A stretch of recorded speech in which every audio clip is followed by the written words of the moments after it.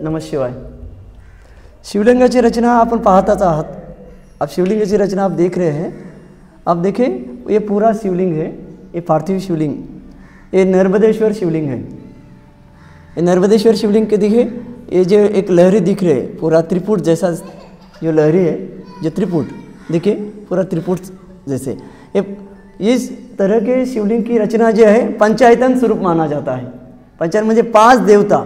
असल में शिव, असल में जो शिव है मतलब 5 सब देवता के शिव से हमें ये पता है कि सिर्फ शंकर का ही शिवलिंग है, ऐसा नहीं. आप काशी क्षेत्र में जब जाएंगे तो आप देखेंगे, काशी क्षेत्र में जाएंगे तो आप देखेंगे कि हर एक देवता का शिवलिंग है, हर एक देवता का शिवलिंग है. हर देवता का आपको शिवलिंग दिखाई देगा. काशी में बहुत 2-3 जगह पे हमने खुद देखे हैं कि नवग्रह, जो नवग्रह के ग्रह पे शिवलिंग पूरे स्थापित है. सप्तर्षि के, और आप माता वैष्णो धाम में जाएंगे तो पूरे माता का भी शिवलिंग मिलेगा. इसका मतलब शिवलिंग का मतलब क्या है? शिव मतलब जो शिव वह रहित है, जो आकार से अलग है, जिसमें तेजस्वी, मतलब शिव मतलब शंकर नहीं, शिव मतलब जो आकार रहित, जो शिव रहित होता है, जो विद्यात्मक होता है, विद्यात्मक, उसे शिव माना जाता है. तो हर देवता का शिवलिंग है, हर देवता का शिवलिंग है. आप आत्मा विश्वेश्वर में जाएंगे तो बाजू में ग्रुप बृहस्पति का शिवलिंग ऐसा ही है. तो हमें आज तक पता है कि शिवलिंग सिर्फ शंकर जी का मानता है, ऐसी बात नहीं, हर देवता का शिवलिंग है. अब ये ऊपर का भाग जो है, ऊपर का भाग है जो शिव है, और नीचे का जो भाग है ये जो योनि स्वरूप है, ये जो योनि स्वरूप आपको दिख रहा है, ये जो है योनि स्वरूप जो शक्ति स्वरूप है. और ये एक मेखला जो होती है, जो ऊपर एक सपोर्ट, एक मेखला जो है ये विष्णु स्वरूप है, और नीचे जो है ये ब्रह्म स्वरूप माना जाता है. और बीच में जो एक बंधन माना जाता है जो गणेश स्वरूप है. मतलब ब्रह्म स्वरूप, गणेश स्वरूप 2, तीसरा विष्णु स्वरूप, चौथा शक्ति स्वरूप, और 5वां शिव स्वरूप. इसे बोलते हैं पंचायतन शिवलिंग. पंचायतन मुझे 5 तत्व से, 5 दिव्य देह से, 5 दिव्य देव से ये पूरे बना हुआ रहता है. और पंच तत्व एक अलग जो अपने पंच वायु तत्व माना जाता है. तो ये पंच तत्व इसमें प्रतीक माना जाता है, पूरा पंच तत्व का प्रतीक माना जाता है ये शिवलिंग पे.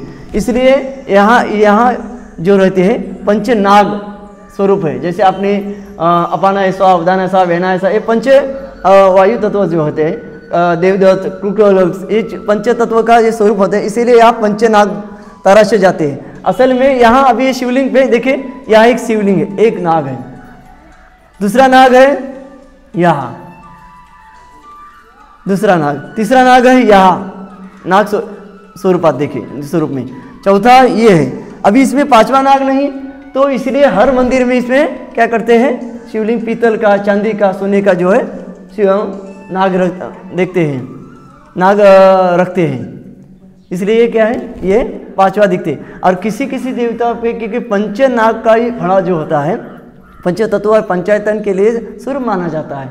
इसलिए किसी किसी मंदिर में ये तो समझ लीजिए किसी स्थापित देवता का शिवलिंग है, और जो जमीन पे है, जो जमीन पे है, तो उसमें ये सब तराशे नहीं जाते. तो इसमें क्या करते हैं, पंच तत्व का जो पंच फड़ा होता है, पंचनाग का ही फड़ा का एक शिवलिंग जो है नाग रखते हैं, जिससे से पंचायतन ये पूरा हो जाता है. ये शिवलिंग है. और ये इंसान मानव का स्वरूप माना जाता है. मानव जो है अपना मानव से अपने शरीर पे ही 12 ज्योतिर्लिंग के माना जाता है. 12 ज्योतिर्लिंग देखिए, 12 ज्योतिर्लिंग ही माना जाते हैं. बताते हैं आपको कि शिव और शव इसमें कोई भेद नहीं है. शिव और शव में कोई भेद नहीं रहते.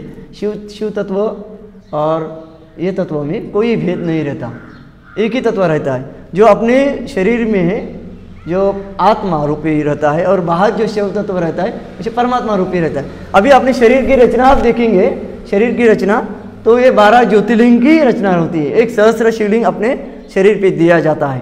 ये देखिए, एक पहला ये जो अपने यहाँ का ये जो 2, फिर ये 2, 4 हुए, फिर ये 2, ये दोनों जांघे रहते हैं, 6 हुए, फिर ये 2 रहते हैं, फिर ये 2, फिर ये दो करके इस तरह से ये और ये अपान और ये इसके लिए अपने 12 ज्योतिर्लिंग या अपने पूरे शरीर पर माना जाता है। जहाँ गोलाई है, जहाँ पृथ्वी धरती एक स्वरूप का है, एक शिवलिंग है जो अधांतरी चलते चलते स्वयं चले चलते चलते मतलब अधांतरी, जैसे कि सोमनाथ में जैसे अपने था, सोमनाथ में सोमेश्वर में जो अभी सोमनाथ उसमें अधांतरी जो मैग्नेटिक पावर से शिवलिंग था, वैसे अपने जो है धरती एक अपने आप धरती वैसे ही एक ज्योतिर्लिंग है, तो अपने शरीर पे दिया है। फिर आपने 108 शिवलिंग, जहाँ ये देखें या एक शिवलिंग है, ये एक शिवलिंग है, ये शिवलिंग है, ये शिवलिंग है, अपना अंगूठा, अपना नाक, चुमड़ी, ये करके करके 108 होते हैं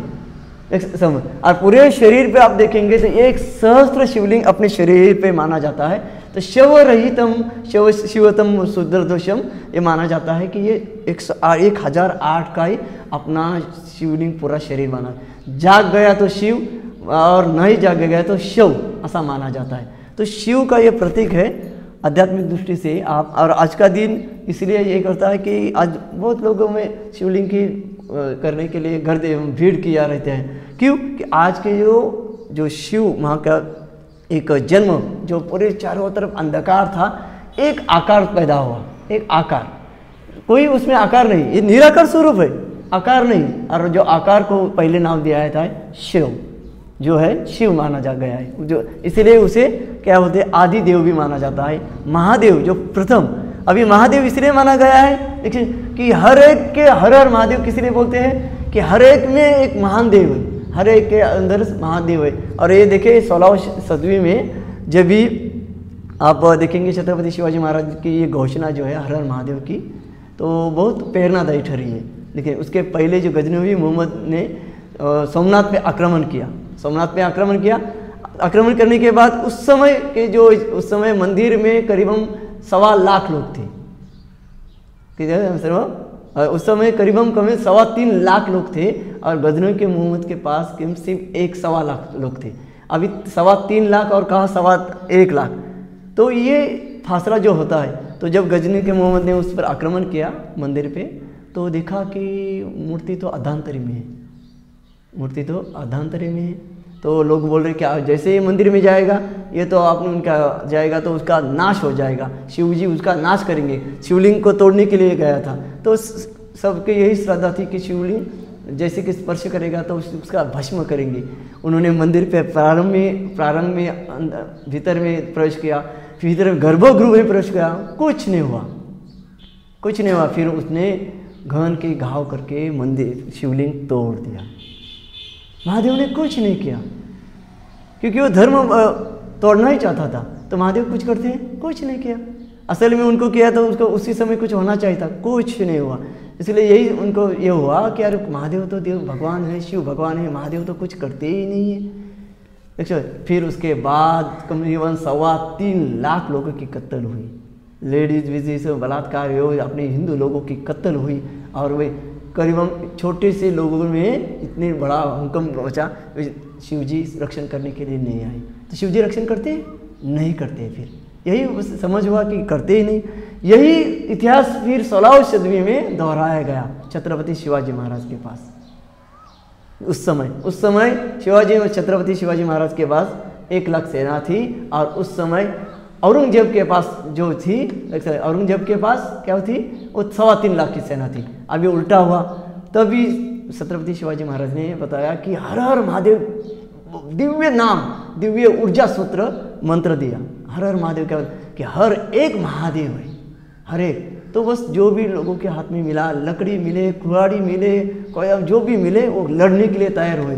हर एक का महादेव जाग उठा। और इसी में औरंगजेब की कब्र, जहाँ औरंगाबाद बोलते हैं ना, उसी में औरंगाबाद की कब्र हो गई। और काशी विश्वनाथ की स्थापना मराठों से अहिल्याबाई होलकर करने की।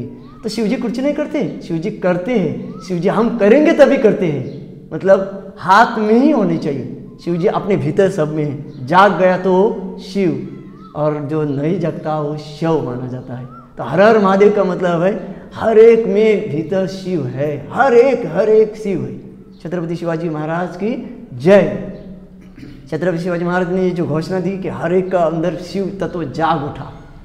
फिर शिव जी करते हैं, करने वाले पे करते हैं। जो करेंगे तो अपने भीतर का शिव जगाओ। तो आज का दिन ये शुभ माना जाता है। आज का दिन जो है, आज का दिन अपनी ऊर्जा, दिव्य ऊर्जा स्रोत जितना जाओ शिवलिंग के नज़दीक जाओ उतनी ही लहरी जो है, अलग से एक लहरी, अलग से एक गुरुत्व आता है। तो वो गुरुत्व अपने भीतर है और इसमें शिवलिंग में रहता है। तो दोनों का मिलाप ही क्या होते हैं, शिव शक्ति मिलन माना जाता है।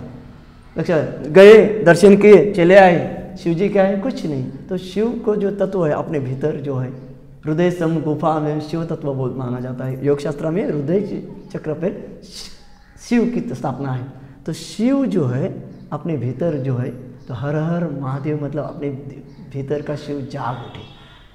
बहुत लोग जाते हैं मंदिर के आजू बाजू से, आज बहुत भीड़ करते हैं। इसका मतलब इनको लगता है कि शिवरात्रि पर ही शिव जी है। कोई नमन भी करने का कोई करता है, अरे उसमें आज तो भीड़ रही जगह जगह सभी। और बेलपत्र के माना जाता है। ये त्रिपुट जो है, जो रजत और तम और सत्व, रजत और तत्व स्वरूपियम बेलपत्र माना जाता है। ये 36 गुणी औषधि है। लेकिन ये तीन जो है अपने मन की जो है, अपने आचरण की जो तीन तत्व हम क्या करते हैं, सुमनाम अर्पणामस्तु, मतलब सुमन अच्छे फूल, अच्छा मन, और हम बेलपत्र अर्पण करते हैं। असल में ये प्रतीक माना, असल में ईश्वर जो है ऐश्वर्य संपन्न है, ऐश्वर्य संपन्न, उसको कुछ नहीं चाहिए। ये सृष्टि उसकी है, उसके नुपुर भी सोने के हैं, सब सोना ऊपर से, उनको क्या दे सकते हैं, उनको बस शुद्ध भाव चाहिए।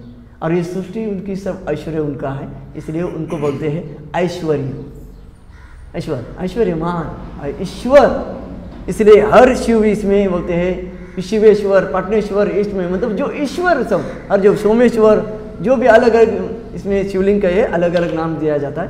तो ईश्वर का मतलब है ऐश्वर्य। उसको क्या दे सकते हैं, बस एक ही देना है, जो अपना शुद्ध भाव जो उनको चाहिए, जो उनके पास नहीं है, जो उनको चाहिए, और उसी से ही, उस शुद्ध भाव से ही हम उसमें उनके शिव तत्व से और हमारे गुरु तत्व से हम एक रूप हो सकते हैं। शिव तत्व से हमारे भीतर जो है ब्रह्म, जो अपने हृदय गुफा में एक अलग से एक खाली जगह है, उसमें शिव तत्व है अपने हृदय में। तो उसमें आप ध्यान करेंगे, शिव ध्यान बोलते हैं, तो उसमें एक रूप हो जाएंगे, तो अलग सी ज्योतिर्मया दिखाई देती है। तो शिव और हम अपने भेद नहीं है, शिव और हम एक ही है, एक ही। तो अलग दूध, आप ही देखिए दूध अर्पण करते हैं, दिख चले। असल में वेस्टेज में दूध अर्पण नहीं, वेस्टेज नहीं। ये देखिए शिव जी को देखिए, ये भोलेनाथ को हम अर्पण कर रहे हैं शिव ये से, और किसी अनाथ को फिर दान दीजिए। भोलेनाथ तो अर्पण किया, मतलब भोलेनाथ तो खुश हो गए। अब ये किसी गरीब को दान दीजिए। अभी हमने थोड़ी देर पहले चावल अर्पण किया था, वो भी चावल भी अभी किसी गरीब को दान दीजिए, मतलब जो भी है किसी दान दीजिए। तो ये जो हम अर्पण कर रहे हैं कि दूध की गंगा जो बहाते हैं, बहाने वाले बहाने दो, फिर भी इसमें से किसी गरीब को मुख मिले तो उसमें भी एक शिव तत्व है। हर गरीब में, हर इंसान में शिव तत्व है, वो भी संतुष्ट होगा। इसमें संतुष्ट होगा तो शिव जी और संतुष्ट होंगे, और शिव जी और संतुष्ट। हम दूध नहलाएंगे और नाले में जाएगा। तो दूध भी जो है उसमें से आप अर्पण करो जरूर, शिव जी को अर्पण किए और उसके बाद गरीब को दान दीजिए। मतलब ये जो भोलेनाथ को अर्पण करे तो फिर अनाथ को दो। तो ये इसलिए से ये है। अभी चावल दीजिए, थोड़ा चावल।